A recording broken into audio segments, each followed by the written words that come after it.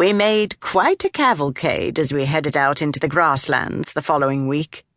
In addition to the usual necessities of food, water, tents, and so on, plus the guns and ammunition for the hunters, our scientific expedition, which had attached itself to Monsieur Velloin's group like a barnacle, carried a great deal of equipment. There were no fewer than 4 pack mules devoted to our notebooks, scalpels, measuring devices, plaster, tubs, and so on, along with a tent to do all the work in, not to mention, of course, the chemicals for preserving bone, which was our true purpose in coming. It was by then the first week of Gellis, a fact which I consistently forgot, despite my assiduous care in recording the date in my journal every day. It did not feel like Gellis. The days of light were drawing near. The weather, my instincts insisted, should have been settling into the kind of damp, aching cold that made one glad even for a candle's flame.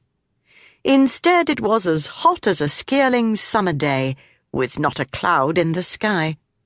Bayembe was firmly in the grip of its long, dry season. The intermittent wind kicked up veils of dust from the hard ground, and the stiff grasses rattled as our horses and mules moved through them.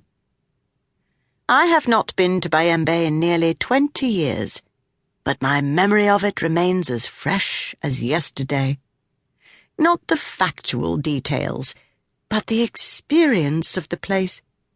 The enormous quality the sky seemed to take on, and the vast stretches of dry grass rustling in the breeze. Scattered umbrella thorns spread their branches like flat clouds above the ground.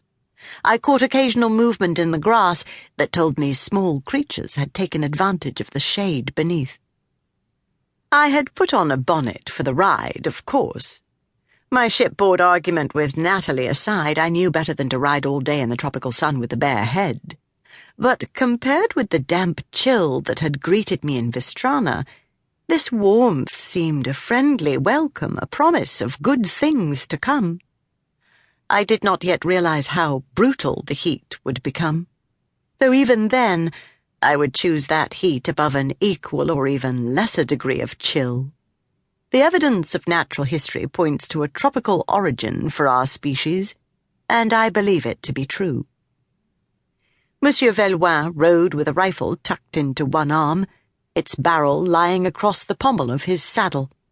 I nudged my mare up to join him and asked, "Do you expect to have need of that?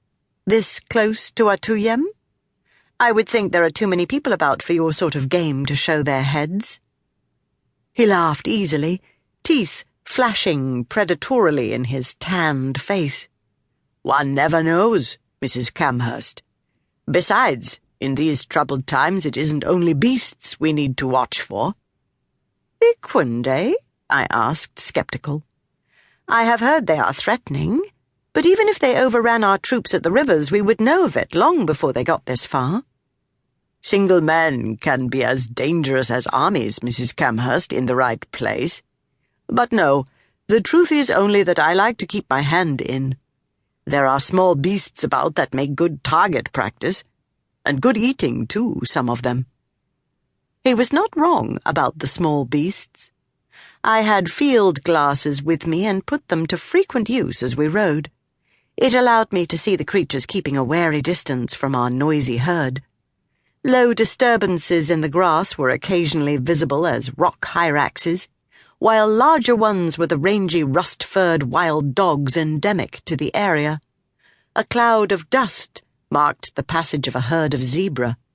An odd lump on a distant tree proved upon examination to be the recumbent body of a leopard, draped elegantly along a branch, with its tail curving below. "Keep your distance," I murmured under my breath, as much for the leopard's safety as our own. I had spoken in Skirling and did not expect to have an audience, but from behind me a voice said in Yembe, "I would like to learn your language." Turning in my saddle,